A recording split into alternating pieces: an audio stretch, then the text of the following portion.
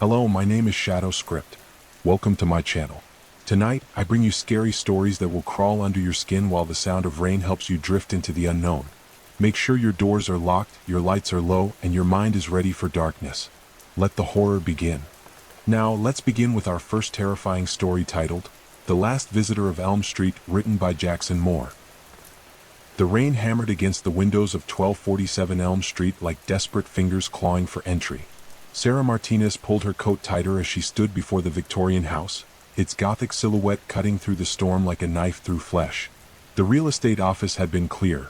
This was her last chance to make a sale this month, and the commission would save her from bankruptcy. The house had been empty for 3 years. The previous owner, an elderly woman named Mrs. Whitmore, had died under mysterious circumstances. The neighbors whispered about strange sounds in the night, about lights flickering in windows of the supposedly empty house, about the way pets would howl and refuse to walk past the property. Sarah's phone buzzed. A text from her client, running late. Start without me. Key under the mat. She found the key exactly where promised, its metal surface ice cold despite the humid evening. The lock turned with surprising ease, and the door swung open with a prolonged creak that seemed to echo through the entire house. The interior was shrouded in darkness, save for the weak light filtering through grimy windows.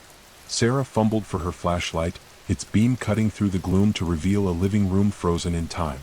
Dust particles danced in the light like tiny ghosts, and the air carried the musty scent of abandonment mixed with something else, something sweet and cloying that made her stomach turn. "Hello?" she called out, her voice swallowed by the oppressive silence. "Mr. Davidson? I'm Sarah from Riverside Realty." No response. Only the sound of rain against glass and the settling of old wood. She moved deeper into the house, her footsteps echoing on the hardwood floors. The beam of her flashlight revealed family photographs lining the hallway, dozens of them, all showing the same elderly woman at different stages of her life. But something was wrong with the pictures. In each one, Mrs. Whitmore's eyes seemed to follow Sarah's movement, and her smile appeared to grow wider with each step. The first floor revealed nothing unusual beyond the expected decay of an abandoned home. Peeling wallpaper, water stains on the ceiling, and furniture covered in white sheets that looked like sleeping phantoms. But as Sarah climbed the stairs to the second floor, the temperature seemed to drop with each step. Her breath began to mist in the air, and she could hear something above the sound of the storm, a soft scratching like fingernails on wood. It seemed to come from everywhere and nowhere at once. The upstairs hallway stretched before her, lined with doors on both sides. She tried the first door on her right. It was locked. The second door opened to reveal a bathroom, its mirror cracked down the middle, creating a fractured reflection that made her appear split in two. The scratching sound grew louder. Sarah's hands trembled as she reached for the door at the end of the hall. This had to be the master bedroom. As her fingers touched the handle, the scratching stopped abruptly, replaced by a silence so complete it felt like a physical presence pressing against her eardrums. The door opened to reveal a bedroom that looked as though someone had just left it. The bed was unmade, clothes were draped over a chair, and a book lay open on the nightstand. But it was the walls that made Sarah's blood run cold. They were covered in scratch marks, hundreds of them carved deep into the plaster and wood. They formed patterns, almost like writing, but in no language she recognized. Her phone rang, the sudden sound making her jump and drop her flashlight. It clattered to the floor, its beam spinning wildly before settling on something that made her scream. In the corner of the room stood a figure. Tall, impossibly thin, with skin like parchment and eyes that reflected the light like an animal's. It wore a tattered nightgown, and its fingers ended in long yellowed nails that looked perfectly designed for scratching. Sarah scrambled for her phone, but the figure moved with inhuman speed, crossing the room in what seemed like a single step. She could smell it now, the source of that sweet, cloying odor. It was the smell of decay, of something that should have been buried long ago. "You shouldn't have come here," the figure whispered, its voice like rustling leaves. "No one should come here anymore." Sarah backed toward the door, but it slammed shut behind her with such force that the entire house seemed to shake. The figure smiled, revealing teeth that were too sharp, too numerous for a human mouth. "Mrs. Whitmore died in this room," it continued, circling her like a predator. "But she never really left. And now neither will you." The scratching sound returned, but now Sarah realized it wasn't coming from the walls. It was coming from inside the walls, as if something was trying to claw its way out.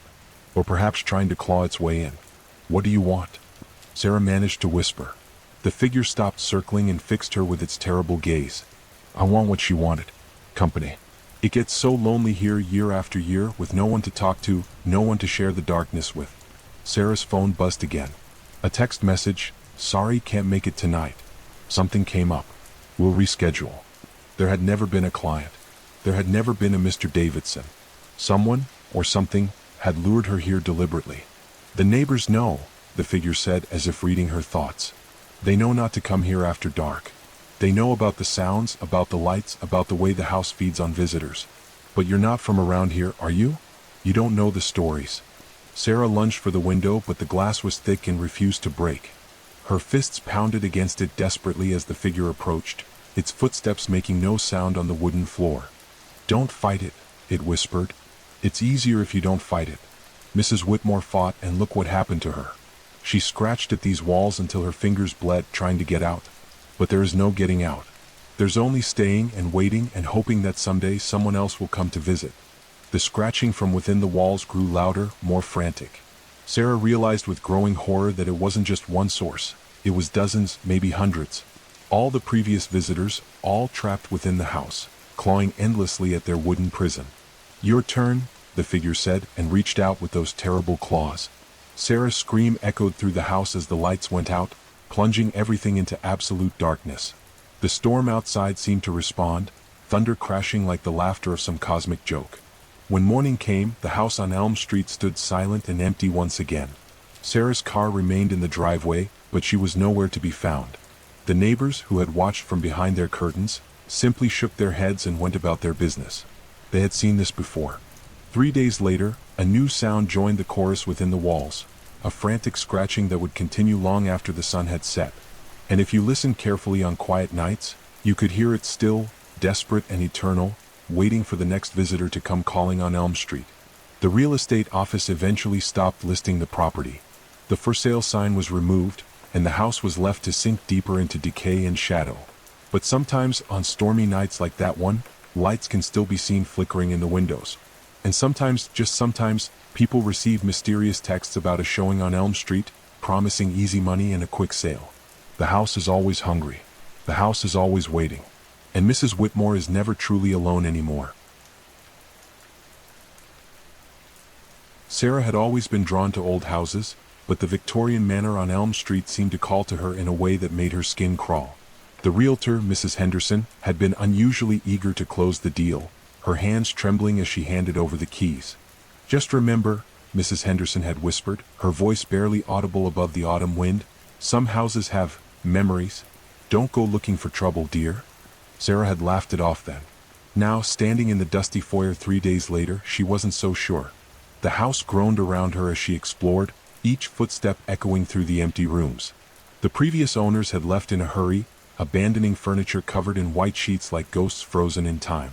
But it was the sounds that bothered her most. Soft tapping that seemed to come from beneath the floorboards, following her from room to room. That first night, Sarah tried to convince herself it was just the house settling. Old wood expanding and contracting. Perfectly normal. She pulled her blanket tighter and closed her eyes, determined to ignore the rhythmic tapping that seemed to pulse like a heartbeat beneath her bedroom floor. Tap, tap, tap. The sound was patient, methodical. Like someone trapped below trying to communicate. By morning, the tapping had stopped, but Sarah noticed something else. Scratch marks on the hardwood floor near her bed. Fresh scratches as if something had been clawing at the wood from underneath. She spent the day researching the house's history at the local library. The librarian, an elderly woman named Mrs. Chin, grew pale when Sarah mentioned the address. "You bought the Morrison house?" Mrs. Chen's voice dropped to a whisper. "Child, that place has been empty for good reason." The newspaper archives told a disturbing story. In 1923, the Morrison family had lived in the house. Edgar Morrison, his wife Helen, and their 8-year-old daughter Emily. One winter night, Emily had simply vanished. No signs of struggle, no broken windows, no trace of how she'd left her second-floor bedroom. The search had lasted weeks. Police had torn the house apart, checked every floorboard, every wall. Edgar Morrison had become obsessed, convinced his daughter was still in the house somewhere. He'd spent months ripping up floorboards, clawing at walls, searching for hidden passages. They found Edgar 3 months later, dead in the basement. He'd apparently fallen through rotted floorboards while digging. The official report said he'd broken his neck, but witnesses claimed his fingernails were bloody and worn down to nothing, as if he'd been scratching at something for hours before he died. Helen Morrison had sold the house immediately and moved away. She told anyone who would listen that Emily was still there, trapped somehow between the walls, beneath the floors. That you could hear her crying at night, tapping on the wood, trying to get out. Sarah drove home as the sun was setting, her hands shaking on the steering wheel. The house loomed before her, its windows dark and empty. She almost turned around, almost drove to a hotel for the night. But she put everything she had into buying this place. She couldn't run away because of old ghost stories. That night, the tapping returned with a vengeance. It started softly, just after midnight. Sarah lay in bed, every muscle tense, listening to the deliberate rhythm beneath the floorboards. But this time it wasn't just tapping. There were other sounds. Soft scratching like fingernails on wood. A sound that might have been crying, muffled and distant. Sarah grabbed a flashlight and crept downstairs to the basement. The wooden stairs creaked ominously under her weight. Her flashlight beam danced across stone walls and exposed beams, revealing a dirt floor that had been disturbed in several places. The tapping grew louder as she approached the far wall. It was definitely coming from beneath the floorboards of the room directly above. Sarah knelt and pressed her ear to the ground. The sound was clearer now, more desperate. Tap, tap, tap. Scritch, scritch, scritch. And then, so faint she almost missed it, a voice. A child's voice, weak and hollow. Help me, please. I can't get out. Sarah's blood turned to ice. She scrambled backward, her flashlight beam wavering wildly. This couldn't be real. It had to be her imagination, the power of suggestion from the old newspaper stories. But the voice came again, stronger now. I've been trying to get out for so long. You put me down here. You said I was bad. He said I had to stay quiet. Sarah's rational mind fought against what she was hearing. Emily Morrison had disappeared almost a century ago. This was impossible. But the voice continued, growing more urgent. The man who lived here before you, he knew I was here. He tried to help me, but he fell. He fell and couldn't get back up. I tried to help him, but I can't move the boards. They're too heavy. Edgar Morrison. Sarah remembered reading about his death, how he'd fallen through rotted floorboards while searching for his daughter. But the floorboards above looked solid, well-maintained. Where are you? Sarah whispered, her voice barely audible. Under the kitchen. There's a loose board by the big window. He made a space down here, said it was my special room. But I don't like it. It's cold and dark and I can't get out. Sarah's hands trembled as she climbed the basement stairs. The kitchen was directly above where she'd heard the voice. She knelt on the hardwood floor, running her hands along the boards near the window. Most were solid, but one gave slightly under pressure. She found a crowbar in the garage and returned to the kitchen. The loose board came up easily, revealing a dark space beneath. Sarah's flashlight illuminated a horrifying sight. The space was small, maybe 3 feet by 4 feet, carved out of the earth beneath the house. The walls were lined with old wooden boards, and the floor was covered with what looked like a child's belongings from the 1920s. A tattered doll, some marbles, a small wooden horse. But it was the scratches that made Sarah's stomach turn. Deep gouges in the wooden walls, as if someone had clawed at them desperately, trying to escape. Some of the scratches were old, weathered. Others looked fresh. Thank you, the voice whispered from the darkness. Thank you for finding me. Sarah aimed her flashlight deeper into the space and saw something that made her scream. Huddled in the far corner was a small figure, translucent and shimmering. A little girl in a 1920s dress, her hair in ribbons, her eyes wide with decades of terror. I'm sorry I scared you, Emily Morrison said, her voice like wind through autumn leaves. I didn't mean to. I just wanted someone to know I was here. Sarah's scream died in her throat. The little girl looked so real, so solid, despite the way the flashlight beam seemed to pass through her. How long have you been down here? Sarah whispered.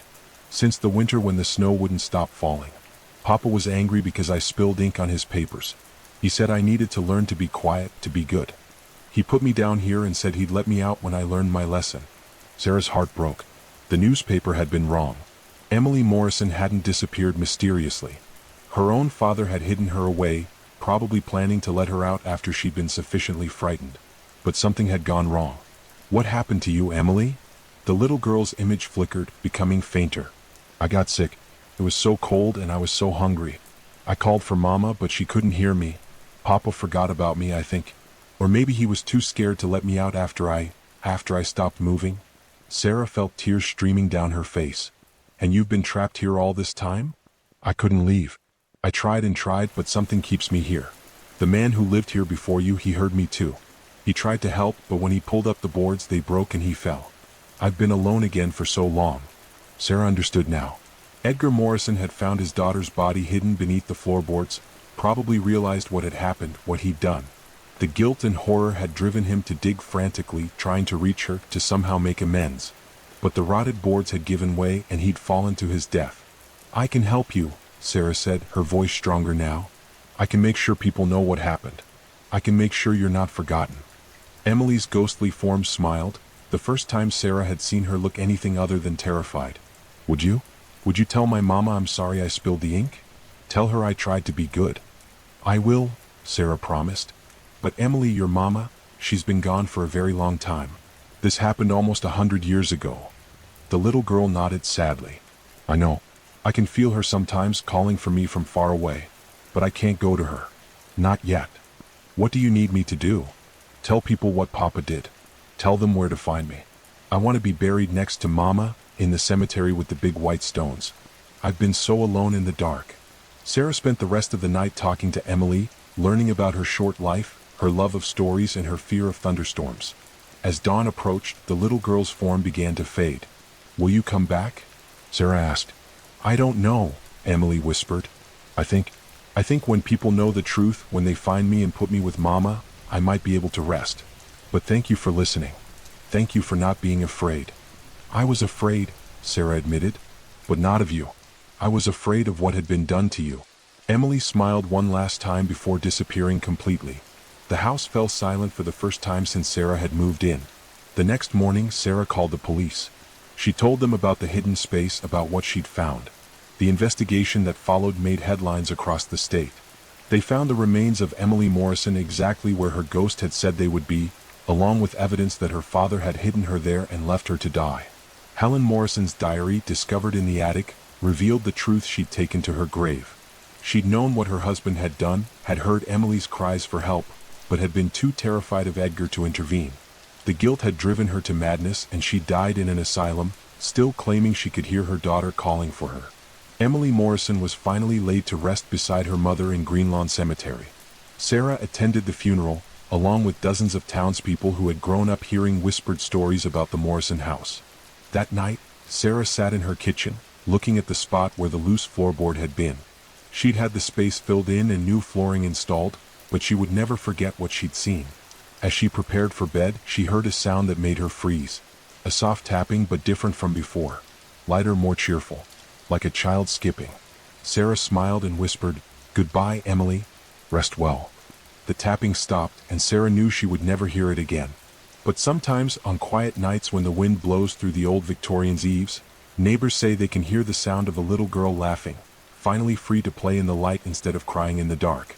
The house on Elm Street stands peaceful now, its terrible secret finally revealed. Sarah still lives there, but she's no longer alone. The house has other visitors now, living ones. Families who come to pay their respects, children who leave flowers by the front gate, and historians who study the case of Emily Morrison, the little girl who waited almost a century for someone to hear her voice. And in the kitchen, where the floorboards once hid such darkness, Sarah has placed a small memorial, a photograph of Emily Morrison taken just weeks before her death, surrounded by fresh flowers that she replaces every week. The echoes beneath the floorboards have finally fallen silent, replaced by something far more powerful, the truth and the peace that comes with it. But Sarah knows that some houses hold on to their memories, good and bad. And she's learned that sometimes the most frightening ghosts are not the ones that haunt us, but the ones we create through our own cruelty and silence.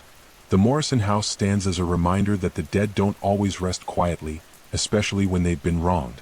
Sometimes they wait patiently in the darkness, tapping on the walls between worlds, hoping that someone someday will finally listen.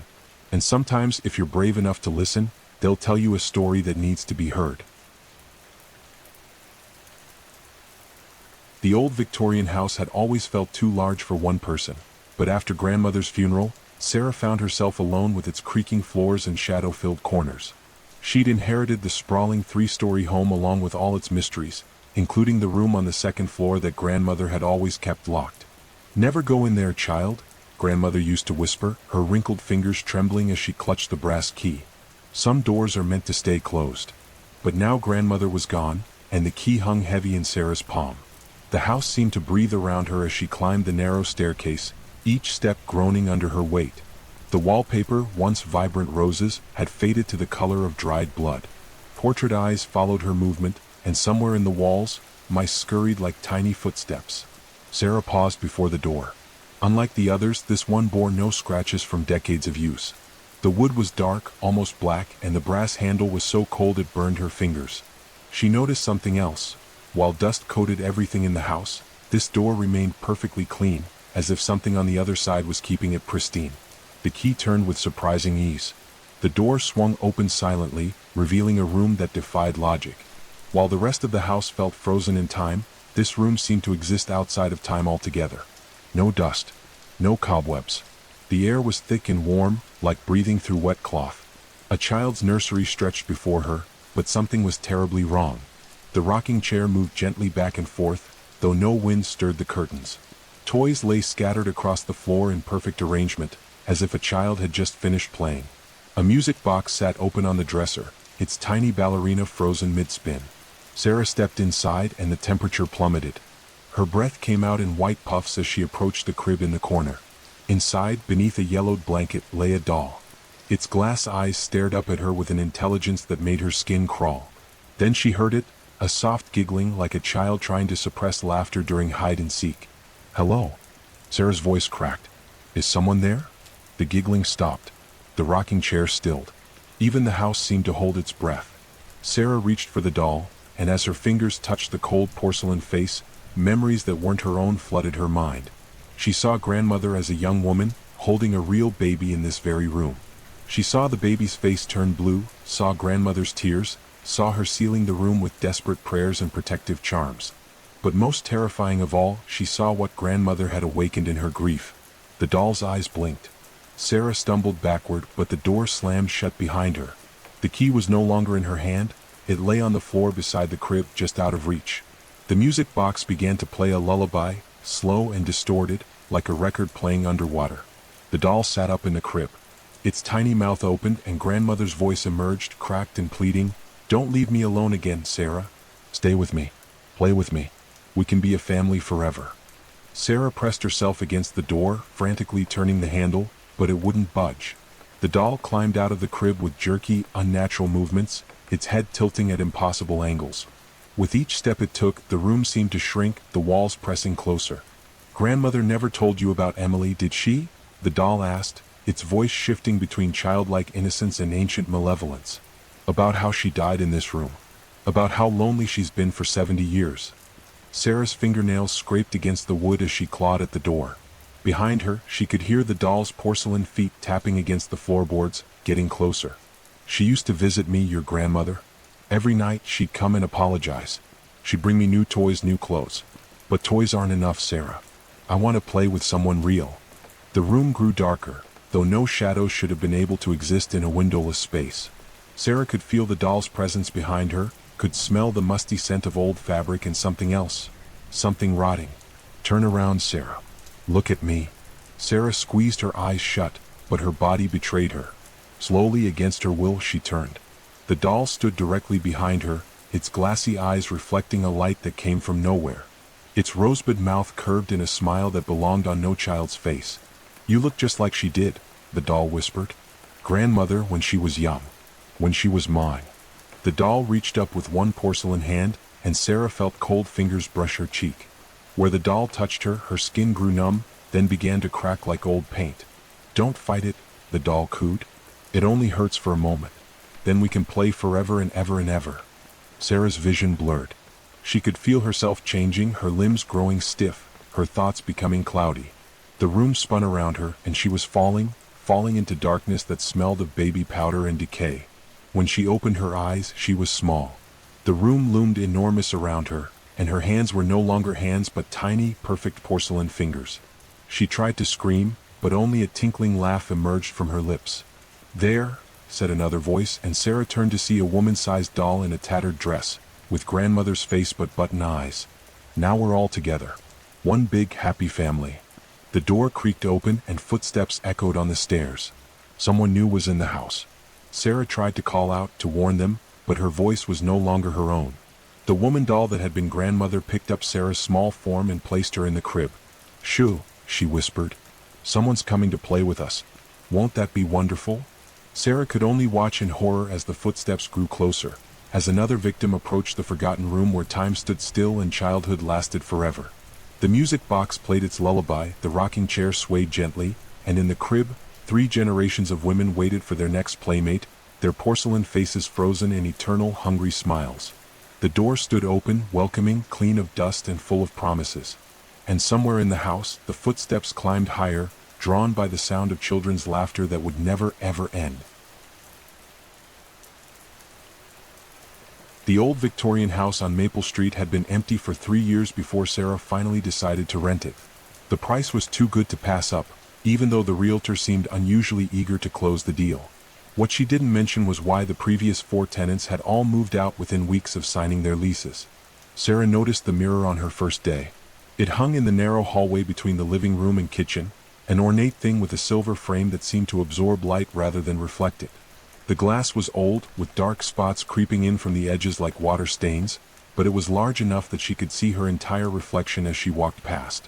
At first she thought nothing of it. Old houses came with old fixtures, and the mirror matched the Gothic architecture of the place. But on her 3rd night, as she carried a cup of tea from the kitchen to the living room, she caught something in her peripheral vision. A woman stood behind her in the reflection. Sarah spun around, hot tea splashing across her hand, but the hallway was empty. She looked back at the mirror, and there was only her own pale face staring back, eyes wide with shock. Her hand throbbed where the tea had burned her skin. Sleep came fitfully that night. Every creak of the old house made her jump, and she found herself avoiding the hallway altogether, taking the long way around through the dining room when she needed to move between rooms. The next morning, she convinced herself it had been a trick of the light, shadows playing games with her tired mind. But as she stood brushing her teeth in the bathroom mirror, she saw the woman again in the reflection of the hallway mirror behind her. This time she was closer. The woman was tall and gaunt, with long dark hair that hung like curtains around her face. Her dress was old-fashioned, maybe from the 1920s, and it seemed to flutter as if moved by a wind that didn't exist. But it was her eyes that made Sarah's blood run cold. They were completely black, not just the pupils but the entire eye, like looking into deep water at night. Sarah didn't turn around this time. She kept her eyes fixed on the bathroom mirror, watching the reflection of the reflection. The woman stood perfectly still, but Sarah could feel her watching, studying, waiting. When Sarah finally worked up the courage to look directly at the hallway, it was empty again. That evening she called her sister Emma. "I think there's something wrong with this house," Sarah said, pacing in the kitchen where she couldn't see the mirror. "Wrong how?" Emma asked, her voice crackling through the phone. "I keep seeing someone in the hallway mirror. A woman. But when I turn around, there's nothing there." Emma was quiet for a moment. "Maybe you should get your eyes checked. You've been stressed with the move and starting the new job." "My eyes are fine. I know what I saw." "Sarah, you're living in a house that's over a century old. Your mind is probably just playing tricks on you. Old houses have character, that's all." But Sarah knew it wasn't her imagination. The woman was real, or at least her presence was real. And she was getting bolder. The next day, Sarah came home from work to find all the lights in the house turned off, though she was certain she'd left them on. The hallway was dark, but she could still see her reflection in the mirror as she passed. Only this time, the woman was standing right behind her shoulder. Sarah could see every detail now. The woman's skin was pale as moonlight, almost translucent. Her dress was torn at the sleeves, and there were dark stains down the front that could have been blood. Her mouth was open as if she was trying to speak, but no sound came out. Sarah ran to the light switch and flipped it on. The hallway flooded with warm yellow light, and the mirror showed only her own reflection, breathing hard and shaking. That night, Sarah dragged a chair from the kitchen and positioned it facing the mirror. She sat down with a cup of coffee and waited. If the woman wanted to show herself, Sarah would be ready. Hours passed. Sarah's eyes grew heavy and she fought to stay awake. The house settled around her with its usual symphony of creaks and groans. Just as she was about to give up and go to bed, she saw movement in the mirror. The woman emerged slowly, like she was stepping out of water. First her face, then her shoulders, then her entire body. She stood in the reflection, looking directly at Sarah with those terrible black eyes. This time, Sarah didn't look away. She stared back, her heart hammering against her ribs. The woman's mouth opened wider, and Sarah could see that her teeth were sharp, filed to points. She began to move closer in the reflection, each step deliberate and predatory. Sarah gripped the arms of her chair, forcing herself to stay seated. "What do you want?" she whispered. The woman's lips curled into a smile, and Sarah heard a sound like wind through dry leaves. Then the woman raised her hand and pressed it against the glass from the inside. The mirror began to crack. Sarah watched in horror as spider web fractures spread across the surface, distorting the reflection. The woman's image fragmented into dozens of pieces, each shard showing a different part of her face, her body, her reaching hand. And then Sarah realized the cracks weren't stopping at the mirror. They were spreading onto the wall, creeping across the wallpaper like veins of ice. The woman was breaking through. Sarah bolted from the chair and ran for the front door, but it wouldn't open. The lock was frozen, or maybe the door itself was warped. She could hear the mirror behind her, the sound of glass falling to the floor in sharp, tinkling pieces. She turned around slowly. The woman stood in the hallway now, not in the reflection, but in the actual hallway. She was solid, real, and she was smiling with those razor teeth. "I've been waiting so long for someone to see me," the woman said, her voice like rustling paper. "The others always ran away too quickly." Sarah pressed her back against the door. "What are you?" "I lived in this house once," the woman said, taking a step closer. "I died in this house, and I've been trapped in that mirror ever since, watching everyone who comes and goes. But you actually looked back." The woman's dress rustled as she moved, and Sarah could see now that the dark stains were definitely blood, old and dried but still visible. "I died right here in this hallway," the woman continued. "My husband found me with another man. He was so angry, so jealous. He took a knife from the kitchen and—" She gestured to the blood stains on her dress. "But I didn't leave. I couldn't leave. I was trapped, bound to the place where I died." Sarah's hand fumbled behind her for the door handle. "I'm sorry that happened to you, but I can't help you." "But you can," the woman said, and her smile widened. "You can take my place." The woman lunged forward, her hands reaching for Sarah's throat. Sarah managed to dodge to the side, and the woman's fingers scraped against the door, leaving deep gouges in the wood. Sarah ran toward the kitchen, but the woman was faster. She appeared in front of Sarah like smoke, blocking her path. "You can't escape," the woman said. "No one ever escapes." Sarah grabbed a heavy candlestick from the hall table and swung it at the woman. It passed right through her, and the woman laughed, a sound like breaking glass. "I'm already dead, dear. You can't hurt me." But Sarah noticed something. When the candlestick had passed through the woman, she had flickered, become translucent for just a moment. And there, on the floor where the mirror had been, were the broken pieces of glass. Sarah had an idea. She pretended to run toward the living room, and when the woman moved to block her, Sarah doubled back and dove for the largest piece of mirror on the floor. She grabbed it, ignoring the sharp edges cutting into her palm, and held it up like a shield. The woman recoiled, her face twisting in fear. "No," she whispered. "You don't understand. If you break all the pieces, I'll be free. I'll be able to leave this house." "Maybe that's what you need," Sarah said, raising the mirror shard higher. "Maybe you need to move on."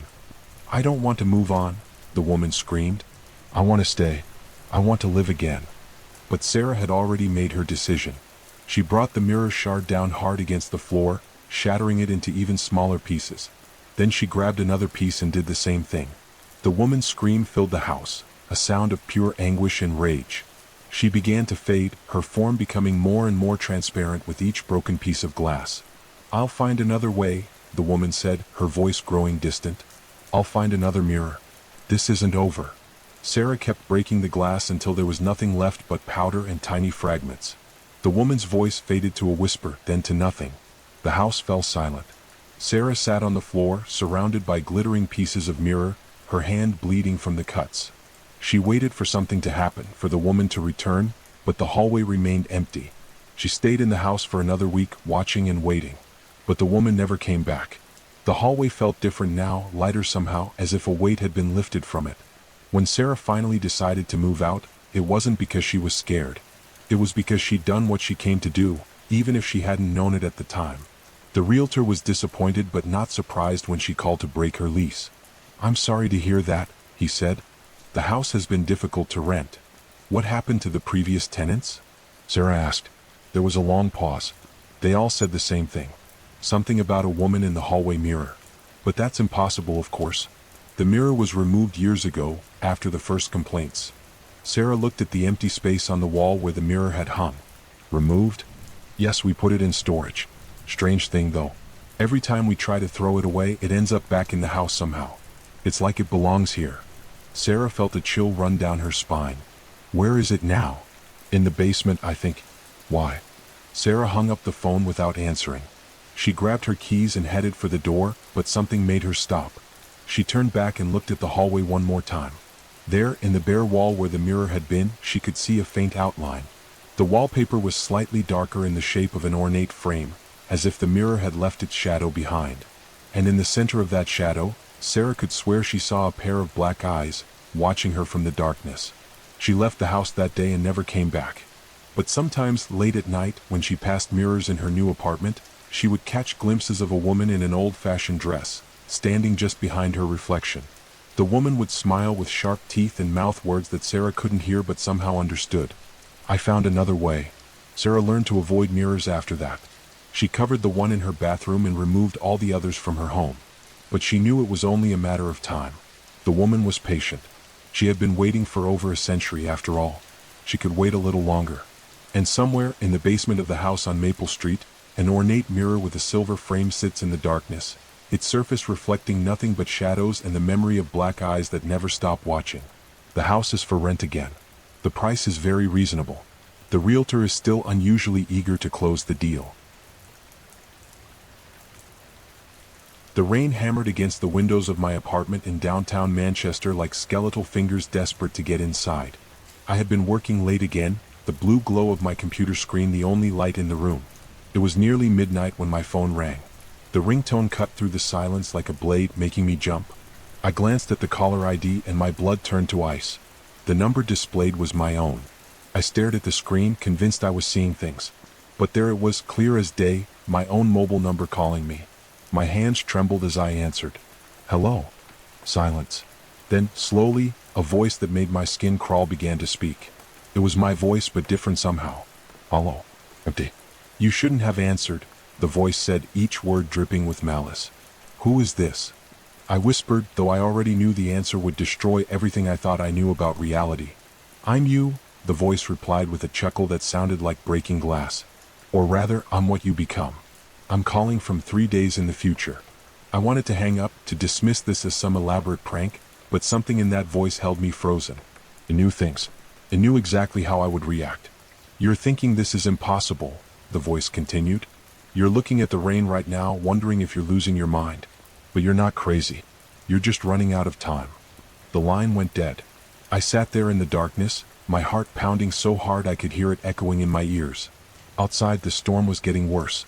Lightning illuminated my reflection in the window, pale, terrified, alone. I tried to convince myself it was a hoax. Someone had spoofed my number. But as I scrolled through my call log, I saw something that made my stomach drop. The call had lasted exactly 7 minutes and 33 seconds. I remembered picking up the phone, but I had no memory of those missing minutes. The next morning, I woke up on my couch, fully clothed. My phone was dead and there was mud on my shoes. I had no memory of going outside. At work in London, I couldn't concentrate. Every time my phone buzzed, I jumped. My colleagues at the accounting firm asked if I was feeling all right. I looked terrible, they said. Like I hadn't slept in days. That evening, I decided to visit my sister Emma in Birmingham. I needed to get away from my apartment, from the phone, from whatever was happening to me. But as I drove down the M40, my phone rang again. Same number. Same impossible caller ID. This time I didn't answer. But the ringing didn't stop. It went on, echoing through my car speakers. Finally, I pulled over and answered. You can't run from yourself, the voice said immediately. It sounded tired now, desperate. I tried running too. It doesn't work. What do you want? I screamed into the phone. I want to save you, the voice replied. In 2 days you're going to receive a package. Don't open it. Whatever you do, don't open it. What package? What are you talking about? The one you're going to send to yourself. The one I sent to myself. The one that starts everything. The line went dead again. I turned around and drove back to Manchester. I had to know what was happening. I had to understand. Back in my apartment, I searched online for anything about people receiving calls from themselves. I found scattered reports, urban legends, creepypastas. But buried in a forum about temporal anomalies, I found something that made my blood freeze. A post from 3 days ago. Posted by someone with my exact username. The post described everything that was happening to me word for word. But according to the timestamp, it had been written before any of this started. The post ended with a single line. The package arrives on Thursday. Don't trust yourself. Thursday was tomorrow. I didn't sleep that night. I sat by my window watching the street below. Every car that passed might be a delivery truck. Every shadow might be myself, coming to deliver whatever nightmare was in that package. At exactly 3:33 a.m., my phone rang again. It's too late, the voice said. Sounded different now. Broken. I couldn't stop it. You won't either. Stop what? I pleaded. The loop. It starts with the package. You open it and you find instructions. Instructions to call yourself 3 days in the past. You think you're trying to prevent it, but you're actually causing it. You become the voice on the phone. You become the one who sends the package. Then I just won't send it, I said. The voice laughed, a sound like autumn leaves in a cemetery. That's what I said. That's what you always say. But you will. Because if you don't, something worse happens. Something so much worse that you'll choose the loop instead. What could be worse than this? She dies. Who dies? The woman you love. The woman you haven't met yet. She dies because you broke the loop. So you choose to keep it going. You choose to torture yourself rather than let her die. The phone went dead. Thursday morning arrived like a funeral. I sat by my door waiting. At 2:47 p.m. there was a knock. The delivery man handed me a small, unmarked package.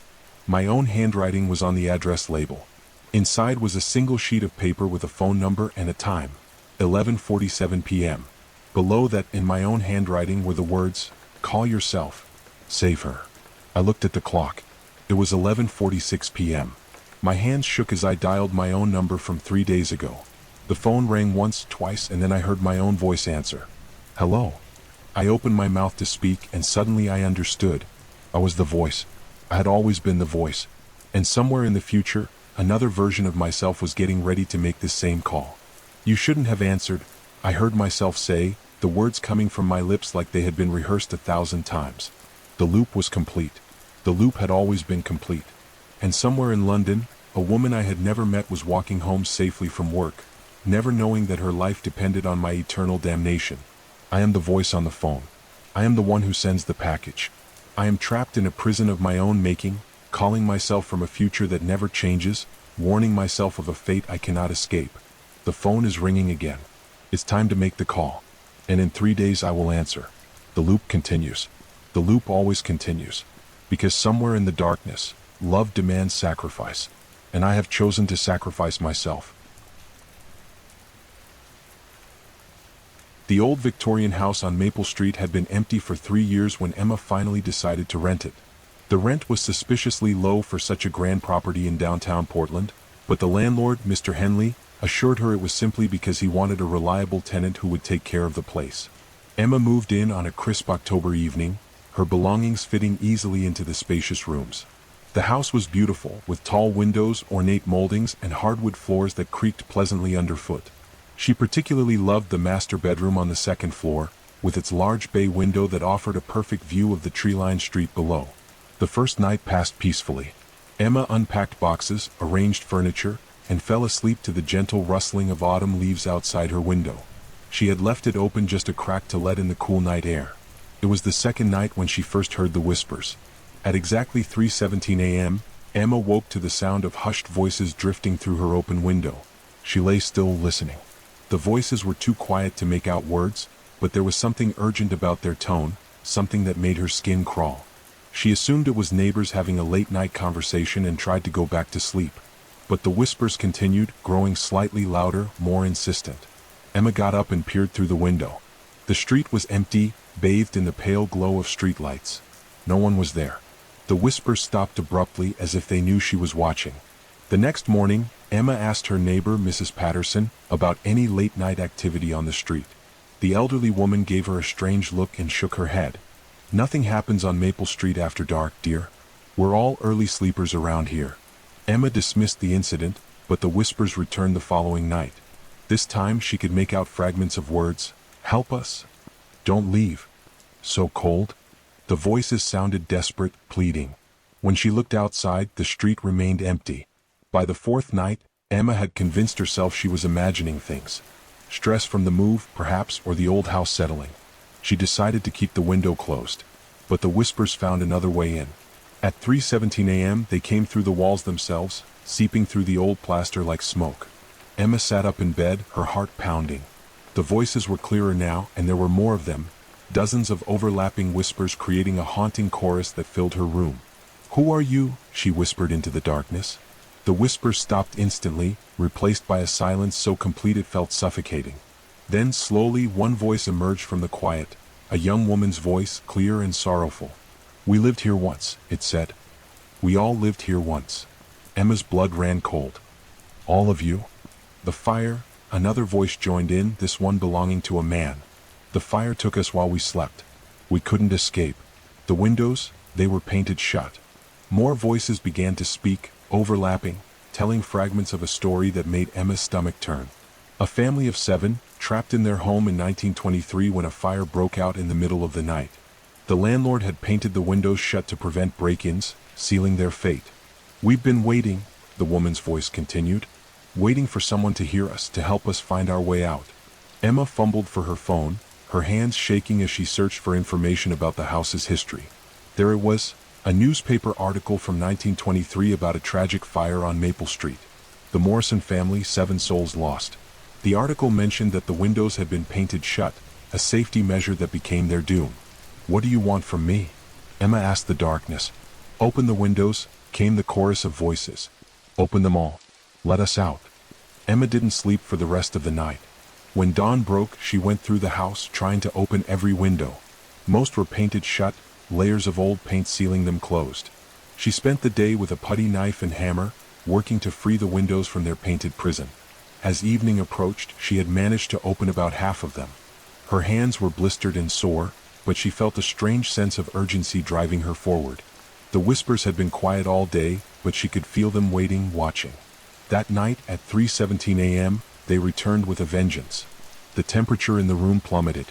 Emma could see her breath as the whispers swirled around her, more intense than ever before. But now they weren't just pleading, they were angry. "You stopped," the woman's voice accused. "You didn't finish." "I tried," Emma said, her voice barely audible. "I'll continue tomorrow." "No," the man's voice growled. "No. Tonight. We've waited too long." The whispers became a roar, filling Emma's head with the sound of desperate, furious voices. She could feel them pressing against her, pushing her toward the remaining sealed windows. Her hands moved without her conscious control, grabbing tools, attacking the painted frames with renewed vigor. Hours passed in a blur of scraping, hammering, and the constant chorus of voices urging her on. Emma's hands bled, her arms ached, but she couldn't stop. The voices wouldn't let her stop. Finally, as the first light of dawn crept through the newly opened windows, the last frame came free. Emma collapsed to the floor, exhausted, as a cool breeze swept through the house. The whispers rose to a crescendo, then began to fade. One by one, the voices spoke their thanks and grew quiet. The woman's voice was the last to go. "Thank you," she whispered. "We can rest now." The house fell silent. Emma slept through most of the next day, waking to find her hands bandaged and a note from Mrs. Patterson on her kitchen table. Her neighbor had let herself in when Emma didn't answer the door, worried about the strange noises she had heard during the night. That evening, Emma sat by her bedroom window watching the street below. The whispers were gone, but she could still feel their presence somehow, peaceful now, grateful. She had given them what they needed most, a way out. But as she prepared for bed, Emma noticed something that made her blood run cold. Down the street, another old Victorian house sat empty, its windows dark and sealed. And as she watched, she could swear she saw a faint figure in one of the upper windows, pressing against the glass. The whispers might be gone from her house, but Maple Street held many secrets. And Emma was beginning to realize that some neighborhoods never truly sleep. They just wait for someone brave enough to listen to their stories. As she closed her eyes that night, Emma heard it again. A faint whisper carried on the wind, not from her house this time, but from somewhere else on the street. Somewhere else where voices waited in the darkness, hoping for someone to hear their plea. "Help us," the distant voice whispered. "Help us find our way out." Emma pulled her blanket tighter and tried to ignore the sound. But deep down, she knew she wouldn't be able to resist for long. The whispers had chosen her, and there were more stories waiting to be told on Maple Street. Many more stories. The rain began at exactly 3:17 a.m. on a Tuesday morning in Manchester, England. Detective Inspector Emily Watson knew the precise time because she had been staring at her alarm clock, unable to sleep, when the first drops hit her bedroom window. What she didn't know was that this wasn't ordinary rain. By dawn, the entire city was drenched in an unnatural downpour that seemed to fall upward in some places, creating spirals of water that defied gravity. The weather reports couldn't explain it. The meteorologists were baffled. But Emily had seen something else entirely. Through her rain-streaked window, she had watched a figure walking down the empty street below. A woman in a flowing dress that seemed to merge with the falling water, her hair streaming behind her like liquid silver. The woman moved with purpose, and wherever she stepped, the rain fell harder, more violently. Emily's phone rang. Another body had been found. The victim was discovered in Hyde Park, lying beneath an ancient oak tree. Thomas Hartwell, aged 34, had no identification on him, but his wallet was found 50 meters away, completely dry despite the torrential rain. What disturbed Emily most wasn't the mysterious circumstances of his death, but the expression frozen on his face. Pure terror, as if he had seen something beyond human comprehension. "Inspector, you need to see this," called Constable Davies from behind the tree. Carved into the bark, still bleeding sap, were words that made Emily's blood run cold. She calls to those who are lost. The rain continued for 3 more days. Each morning brought another body, each victim found in a different location across Manchester. A businessman in Piccadilly Gardens, a university student near the cathedral, an elderly woman in a telephone booth.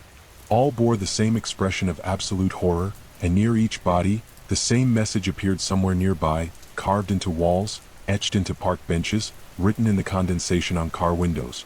Emily began to notice patterns. Each victim had been reported missing by family members who claimed they had left home during the night, drawn by something they couldn't explain. Security cameras showed them walking through the streets, but the footage was always distorted by the rain, making it impossible to see clearly what they were following. On the 4th night, Emily decided to patrol the streets herself. She drove through the empty roads of Manchester, windshield wipers working overtime against the supernatural downpour. That's when she saw her. The rain woman stood at the intersection of Oxford Road and Portland Street, her form barely visible through the cascading water. She was tall, impossibly tall, with limbs that seemed to stretch and flow like liquid. Her dress moved independently of any wind, undulating as if it were made of the rain itself. Emily stopped her car and stepped out, immediately soaked to the bone. The rain woman turned and Emily saw her face. It was beautiful and terrible, with eyes that held the depth of storm clouds and a smile that promised both salvation and doom. "You're not lost," the rain woman spoke, her voice the sound of rain hitting leaves, of water running through gutters. "Not yet." Emily tried to speak, but found her voice caught in her throat. The rain woman began to walk away, her feet not quite touching the ground. Against every instinct screaming at her to run, Emily followed. They walked through the sleeping city, past closed shops and empty bus stops. The rain woman led her down streets Emily had never seen before, though she had lived in Manchester her entire life. Ancient cobblestones appeared beneath their feet, and the modern buildings seemed to fade into older, more sinister structures. "Where are we going?" Emily finally managed to ask. "To where the lost go," the rain woman replied without turning around.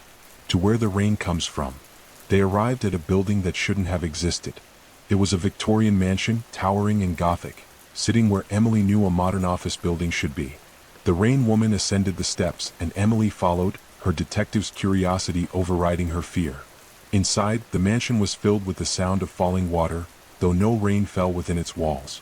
The floors were covered in shallow pools that reflected no light, and the air tasted of copper and regret. The rain woman led Emily up a grand staircase, past portraits of people Emily somehow recognized as the recent victims. "They came willingly," the rain woman explained, noticing Emily's stare. "They were lost in life, searching for something they couldn't name. I gave them purpose." They reached the top floor where a single door stood slightly ajar. Beyond it, Emily could hear the sound of voices, whispering in harmony. The rain woman pushed the door open, revealing a room filled with figures standing in neat rows, all facing a large window that showed not the Manchester skyline, but an endless ocean beneath a storm-torn sky. The figures turned as one, and Emily recognized them all. Thomas Hartwell, the businessman, the student, the elderly woman. All the victims, but not dead. Their eyes were filled with water instead of tears, and when they spoke, their voices joined the eternal sound of rain. "We are not lost anymore," they said in unison. "We belong to the storm." The rain woman placed a cold, wet hand on Emily's shoulder. "You could join them. No more sleepless nights. No more questions without answers. Just the peace of the endless rain." Emily looked at the assembled figures, saw the serenity in their water-filled eyes, and for a moment she understood the temptation. To give up the burden of being human, to become part of something larger, something eternal. But then she remembered her duty, her oath to protect and serve. She thought of the family still waiting for answers, still hoping their loved ones would return. "No," Emily said, her voice stronger than she felt. "I'm not lost. I know exactly where I belong." The rain woman's expression changed, the serene smile twisting into something darker. "Then you will remember us. You will carry our story. And on nights when the rain falls strangely, you will wonder if you made the right choice." The mansion began to dissolve around them, the water-filled figures fading like mist. Emily found herself standing alone on Oxford Road, the rain finally stopping for the first time in days.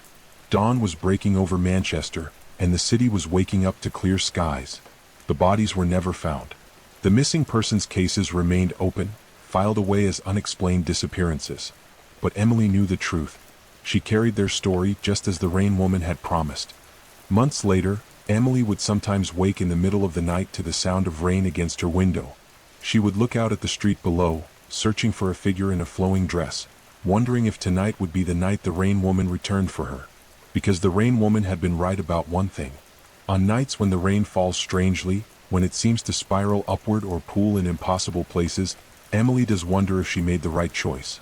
She wonders if the peace of the endless storm might be better than the weight of remembering. And sometimes, just sometimes, she finds herself putting on her coat and walking toward the door, drawn by something she can't quite name, something that calls to her from the darkness between the raindrops. The rain in Manchester falls differently now. The meteorologists still can't explain it, but they've stopped trying. The people of the city have learned to stay indoors when the rain begins to fall upward, when it pools in spirals that defy gravity. Because everyone knows, though no one speaks of it, that some rain doesn't fall from the sky. Some rain falls from the eyes of the lost. And the rain woman is always walking, always searching, always calling to those who might be ready to stop fighting the storm and become part of it instead. Never follow the rain woman. But if you find yourself walking through the streets on a night when the rain falls strangely, if you see a figure in a flowing dress that seems to merge with the falling water, remember Detective Inspector Emily Watson's choice. Remember that being lost is not the same as being found. And remember that some storms are not meant to be weathered, but to be survived. The rain will always return. The question is whether you'll be ready when it does. The autumn wind howled through the twisted pines as Detective Marcus Kane pulled his patrol car into the gravel driveway of Whispering Pines Resort. The headlights cut through the darkness, illuminating the weathered sign that creaked ominously in the wind. He had received the call at 11:47 p.m., a disturbance at cabin 6, screaming that had suddenly stopped. Marcus stepped out of his car, his breath visible in the frigid air. The resort sat nestled in the mountains of Montana, far from any civilization. Each cabin was spaced apart by thick clusters of pine trees, creating an isolated pocket of darkness around each structure. As he approached cabin 6, his flashlight beam danced across the windows, revealing nothing but blackness within. The silence was absolute. No crickets, no rustling leaves, no distant highway sounds. Just an oppressive quiet that seemed to press against his eardrums. Marcus knocked on the heavy wooden door, the sound echoing unnaturally in the still air. "Police? Is everything all right in there?" No response. He tried the handle, unlocked. The door swung open with a prolonged creak that sent chills down his spine. The beam of his flashlight swept across the interior, revealing an ordinary vacation rental. Rustic furniture, a stone fireplace, family photos on the mantel. But something was wrong. The air itself felt thick, almost viscous, as if he were walking through invisible cobwebs. On the coffee table, a half-finished cup of coffee sat steaming. The television was on, but displaying only static. Marcus called out again, his voice swallowed by the strange atmosphere of the cabin. He moved deeper into the space, checking each room methodically. The kitchen showed signs of interrupted meal preparation, vegetables half chopped on a cutting board, a pot of water still boiling on the stove. In the bedroom, the bed was unmade, clothes scattered on the floor as if someone had dressed in a hurry. Then he saw it. On the bathroom mirror, written in what appeared to be condensation, were the words, There in the walls. Marcus felt his pulse quicken. He called for backup on his radio, but received only static in response. The mountains often interfered with communications, but this felt different. The static seemed to pulse with an almost rhythmic quality, like breathing. A sound from above made him freeze. Footsteps in the attic, slow and deliberate. But that was impossible. He had seen the exterior of the cabin, and there was no attic access visible. The footsteps continued directly overhead, moving from one end of the cabin to the other. Marcus drew his weapon, though he wasn't sure what good it would do against whatever was causing the sounds. The footsteps stopped abruptly, replaced by a new sound: scratching. It started softly, like mice in the walls, but grew louder and more frantic. The scratching seemed to come from everywhere at once, surrounding him. The lights flickered and went out completely. In the darkness, Marcus's flashlight beam seemed weaker, barely penetrating the thick blackness. The scratching intensified, and now he could hear something else, whispering. Multiple voices, speaking in hushed tones just below the threshold of understanding. He backed toward the door, but it slammed shut behind him with tremendous force. The handle wouldn't turn. The windows were sealed as if painted shut. Marcus was trapped, alone with the scratching and the whispers and the oppressive silence that seemed to muffle even his own heartbeat. The temperature in the cabin began to drop rapidly. His breath came in visible puffs, and frost started forming on the windows. The scratching grew more violent, and chunks of plaster began falling from the walls. Through the holes, Marcus could see movement, shadows shifting in spaces that shouldn't exist. A child's voice, clear and terrified, suddenly cut through the whispers. "Help me. I can't get out." Marcus pressed his back against the door, his hands shaking. "Where are you?" "In the walls." "We're all in the walls." The voice was joined by others, men, women, children, all pleading for help, all claiming to be trapped within the very structure of the cabin. The scratching intensified, and Marcus realized with growing horror that the sounds weren't coming from animals or intruders. They were coming from people, trapped somehow within the walls themselves, clawing desperately to get out.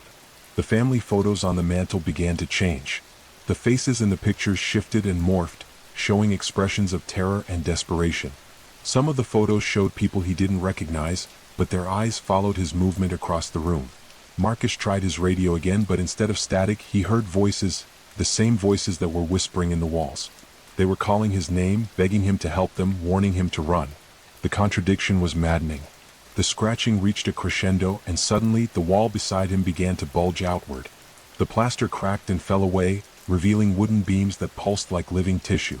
Between the beams, Marcus could see faces, dozens of faces, pressing against some invisible barrier, their mouths open in silent screams.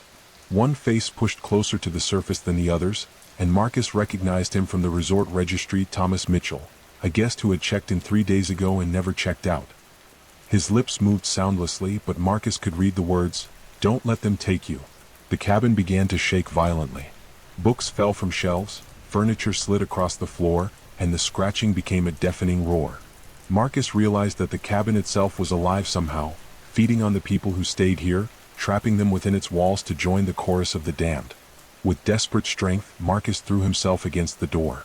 On the third impact, it burst open and he tumbled out into the night. The cold mountain air hit him like a physical blow, but he had never been more grateful for anything in his life. Behind him, the cabin sat in perfect silence once again.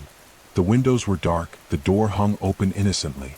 But Marcus could still hear them, the voices in the walls, calling his name, begging him not to leave them. He ran to his patrol car, his hands shaking too badly to immediately start the engine. When he finally got it running, he drove straight to the resort office and woke the manager, a thin man named Jacob who seemed unsurprised by Marcus's report. "Cabin 6 again," Jacob said with a weary sigh.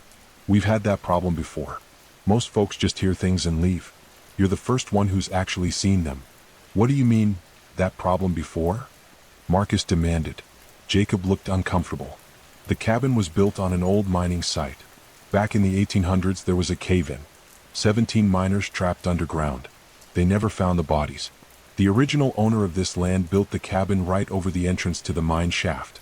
We've had incidents ever since. Marcus stared at him in disbelief. "And you still rent it out?" "Business is business," Jacob shrugged.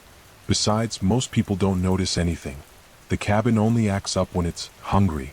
The next morning, Marcus returned to cabin 6 with a team of investigators. The cabin appeared completely normal in the daylight, No signs of the previous night's terror. The walls were solid, the plaster intact. The only evidence of what had transpired was a guest registry entry that hadn't been there before. Marcus Kane checkout, never. The cabin was officially closed after that, but locals say that on quiet nights, you can still hear the scratching coming from within the walls. And sometimes hikers report seeing lights in the windows and hearing voices calling for help. The resort manager, Jacob, disappeared 3 weeks later. His car was found in the parking lot, keys still in the ignition. The only clue was a note left on his desk. Gone to check on the guests in cabin 6. They've been calling for me. Marcus left the force shortly after and moved to California. But even now, thousands of miles away, he sometimes wakes in the middle of the night to the sound of scratching in his walls. And in the silence that follows, he can hear them whispering his name, reminding him that some guests never truly check out. The Whispering Pines Resort continues to operate, though cabin 6 remains permanently closed. The door is chained shut, the windows boarded up. But on the anniversary of the original mining accident, the chains are found broken, the boards torn away from the inside. And every morning after, there's always one more name in the guest registry, written in handwriting that matches none of the living staff. The screaming silence of cabin 6 continues to wait, patient and hungry, for the next guest who will never check out.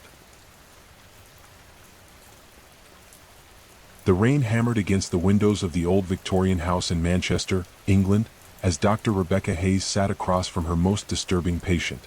The man who called himself Marcus had been found wandering the streets of London 3 weeks ago, speaking in fragments about stolen memories and vanished souls. "Tell me about the dreams again, Marcus," Rebecca said, her pen hovering over her notepad. The fluorescent light above flickered ominously, casting dancing shadows across his gaunt face. Marcus looked up with eyes that seemed far too old for his 30-something features. "They're not dreams, doctor. They're the memories of the dead. Every night, I taste their final moments, feel their last breath, experience their deepest fears."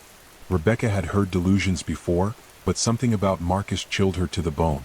The way he spoke with such conviction, the way he knew intimate details about deceased patients from other hospitals across Europe, patients he couldn't possibly have known about.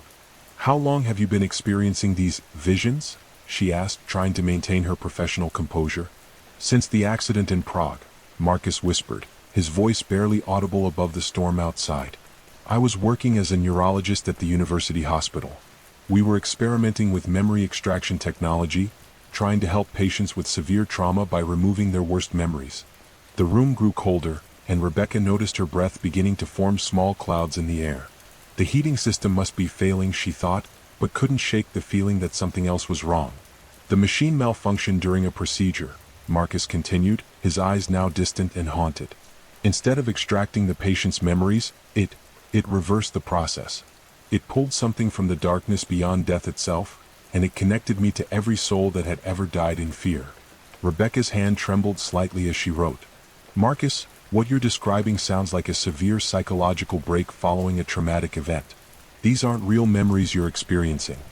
Marcus laughed, but there was no humor in it, only a hollow, echoing sound that made Rebecca's skin crawl. "Shall I prove it to you, doctor? Shall I tell you about your grandfather, Thomas Hayes, who died in a car accident in Scotland when you were 12? Rebecca's pen clattered to the floor. She had never mentioned her grandfather to anyone at the hospital. The details of his death were something she had buried deep within herself. "He was driving through the Highland Mountains," Marcus continued, his voice taking on an otherworldly quality. "The fog was thick that night and he couldn't see the curve ahead. In his final moments, he wasn't thinking about the pain, he was thinking about you, about the birthday present he had hidden in his closet that you would never receive." Tears began streaming down Rebecca's face. The birthday present, an antique music box that her grandmother had given her weeks after the funeral, telling her that her grandfather had been saving it for her 13th birthday. "How could you possibly know that?" she whispered. Marcus leaned forward, and Rebecca noticed that his eyes had turned completely black. "Because I was there, doctor. I'm always there in those final moments. I feed on the fear, the regret, the unfinished business. Every soul that dies in terror becomes part of me." The lights in the room suddenly went out, plunging them into darkness. Rebecca could hear Marcus breathing heavily, but the sound seemed to come from everywhere at once. The rain outside had stopped, leaving an unnatural silence that pressed against her eardrums. "Your grandfather's death was just the beginning," Marcus's voice echoed from the darkness. "Would you like to know about the others?" About Mrs. Peterson from Berlin, who died choking on her own blood while calling for her son. About the child in Rome who was buried alive, clawing at the coffin lid until his fingernails were gone. Rebecca fumbled for her phone, desperate to call for help, but the screen remained black. The emergency button on her desk wasn't working either. She was trapped in the darkness with something that was far more than just a disturbed patient. "I can taste their fear," Marcus continued, his voice now seeming to come from directly behind her. "But you know what's most delicious? The fear of someone who realizes they're about to become part of my collection." Rebecca tried to run, but her legs wouldn't move. It was as if the darkness itself was holding her in place. She could feel Marcus's presence growing stronger, more oppressive, like a weight pressing down on her chest. "Please," she whispered, "I have a daughter. She's only 7 years old." "I know," Marcus replied, his voice now barely human. "Emma, isn't it? Such a sweet child. I wonder what her last thoughts will be when she realizes Mommy isn't coming home." The temperature in the room plummeted, and Rebecca could see her breath forming thick clouds in the air. Ice began forming on the windows, and she could hear the sound of her own heartbeat echoing in her ears. "You see, Doctor," Marcus continued, "the machine didn't just give me access to the memories of the dead. It made me something else entirely. I am the space between life and death, the moment when the soul realizes it's leaving the body forever. I am the last fear that every person experiences." Rebecca felt something cold and wet touch her shoulder. She spun around, but there was nothing there except the suffocating darkness. "The best part," Marcus whispered, his voice now seeming to come from inside her own head, "is that once I've tasted your fear, once I've experienced your death, you become part of me forever. You'll be conscious, aware, watching through my eyes as I collect others." She could feel her sanity slipping away as the horrible truth settled in. The other patients Marcus had mentioned, they weren't just memories he had absorbed. They were still alive inside him, trapped in an eternal nightmare. "No," she gasped, "this isn't real. This can't be real." "Feel the ice forming in your veins?" Marcus's voice was everywhere now. "Feel your heart struggling to beat. This is very real, Doctor. As real as your grandfather's terror when he realized he was going to die, as real as the scream that never left his throat." Rebecca's vision began to blur, and she could feel her body shutting down. The cold was spreading through her limbs, and her breathing became labored. In the distance, she could hear the voices of all the others, the victims Marcus had collected over the years, crying out in eternal anguish. "Welcome to my collection," Marcus whispered as Rebecca's consciousness began to fade. "You'll have plenty of time to get acquainted with the others. After all, eternity is a very long time to be afraid." As Rebecca's eyes closed for the last time, she realized with absolute horror that she could still think, still feel, still experience the terror.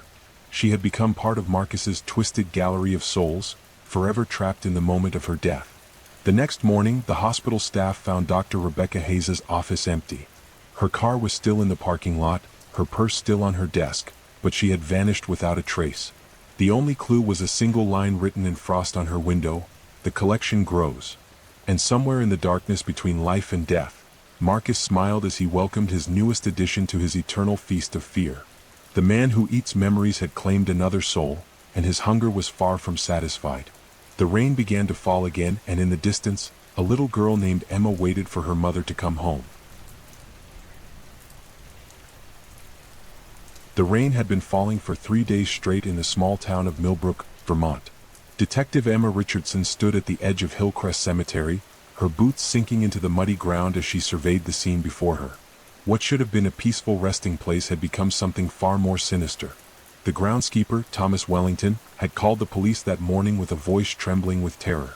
"You need to come quickly," he had whispered into the phone. "The graves, they're not staying put." Emma had initially dismissed it as the ramblings of an old man, but now, standing here in the gray morning light, she understood his fear. 7 graves had been disturbed, but not by vandals or grave robbers. The earth had been pushed up from below, as if something had been trying to claw its way out. "Detective Richardson?" Thomas approached her, his weathered face pale as parchment. "There's something else you need to see." He led her deeper into the cemetery, past rows of weathered headstones that seemed to lean inward like curious spectators. The rain continued its relentless assault, creating rivulets that ran red with displaced earth. Emma noticed that the damaged graves all shared something in common. They were all from the same week in 1847. Here, Thomas pointed to a grave marker that was cracked down the middle.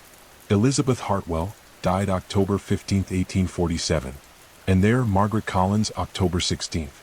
All 7 of them died within those same 6 days. Emma knelt beside Elizabeth's grave, her fingers tracing the fractured stone. The inscription was barely legible through years of weather and neglect, but she could make out the words, "Beloved wife and mother, taken too soon by the fever." "The fever?" she murmured. "What kind of fever?" Thomas's eyes darted nervously around the cemetery. "Nobody talks about it much anymore, but my grandfather used to tell stories. Said there was a sickness that came through town that autumn. Killed dozens of people, but these 7. He paused, his voice dropping to barely a whisper. "These 7 died different." "Different how?" "They were buried alive." The words hung in the air like a death shroud. Emma felt a chill run down her spine that had nothing to do with the cold rain. "What do you mean?"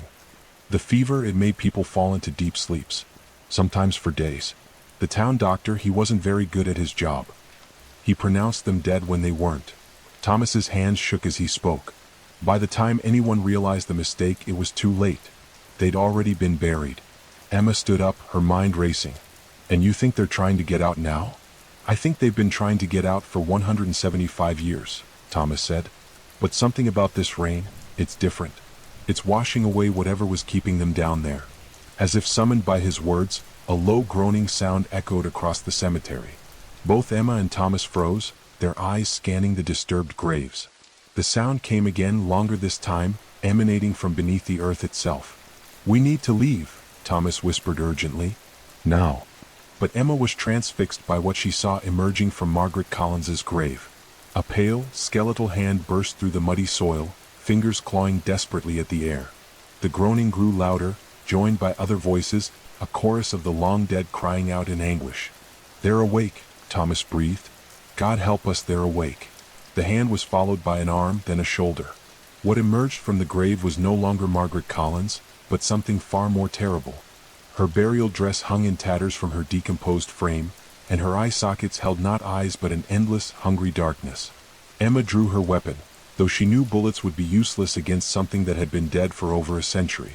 The thing that had been Margaret turned its hollow gaze toward them, and when it opened its mouth, the sound that emerged was like wind through a broken window. "Why?" It rasped, the word barely recognizable as human speech. "Why did you leave us, in the dark?" More hands were breaking through the earth now. Elizabeth Hartwell's grave was splitting open like a wound, and something pale and terrible was crawling out. The others were following suit, 7 graves giving birth to 7 nightmares. "They're angry," Thomas said, backing away slowly. "They've been conscious down there all this time, trapped in their coffins, and they're angry." The rain intensified, turning the cemetery into a muddy swamp. Emma realized with growing horror that the water was running red, not with earth, but with blood. The rain wasn't just washing away the soil, it was washing away the barriers between the living and the dead. "The whole town," she whispered. "If they get out of the cemetery?" "They won't stop with us," Thomas finished. "They'll want everyone to join them. Everyone to know what it's like to be buried alive." The 7 figures were now fully emerged, standing in a circle around Emma and Thomas. Their faces were masks of decay and rage, but their eyes, those terrible empty sockets, held an intelligence that chilled Emma to her core. "You left us," Elizabeth Hartwell spoke, her voice like grinding stone. "You left us to suffocate in the darkness, to feel the weight of the earth pressing down on us for all these years." "We didn't know," Emma said, trying to keep her voice steady. "It was a mistake. A terrible mistake." "Mistakes?" Margaret Collins laughed, a sound like breaking glass. "The living are always making mistakes. But we never forget." The circle began to close in. Emma could smell the decay, could feel the unnatural cold that radiated from their bodies. The rain continued to fall, and with each drop, the dead seemed to grow stronger. "There's only one way to stop this," Thomas said suddenly. "The church records. They kept documentation of the mistake. If we can find proof, if we can give them justice." "Justice?" Elizabeth tilted her head at an unnatural angle. "What justice can you give the dead?" "Recognition," Emma said, understanding dawning. "You want people to know what happened to you. You want your story told." The 7 figures paused, their hollow gazes fixed on Emma. The rain seemed to slow, as if the very weather was waiting for their response. "Tell them," Margaret whispered. "Tell them how we clawed at our coffin lids until our fingers were nothing but bone. Tell them how we screamed in the darkness until our voices were gone. Tell them," Elizabeth added. How we felt every shovel full of dirt as they buried us alive. Emma nodded, her heart pounding. I will. I'll make sure everyone knows. And the doctor, another voice spoke, this one from a figure so decomposed that Emma couldn't tell if it had been man or woman. The doctor who pronounced us dead. His family still lives in this town. That's not justice, Emma said carefully. That's revenge. Is there a difference? Margaret asked, moving closer. When you've been dead for 175 years but still feeling every moment of it? The rain began to fall harder again, and Emma realized with growing dread that the dead were not satisfied with just having their story told. They wanted more. They wanted the living to experience what they had experienced. The whole town will know, Elizabeth said with finality. Before this night is over, everyone will know what it's like to be buried alive. Thunder crashed overhead, and in that moment, Emma understood the true horror of the situation. The rain wasn't just disturbing the graves, it was spreading the curse. Every drop that fell was carrying the essence of the wrongfully dead to every corner of Millbrook. As the 7 figures began to move toward the cemetery gates, Emma realized that the nightmare was just beginning. The rain would continue to fall, and with it, the dead would rise.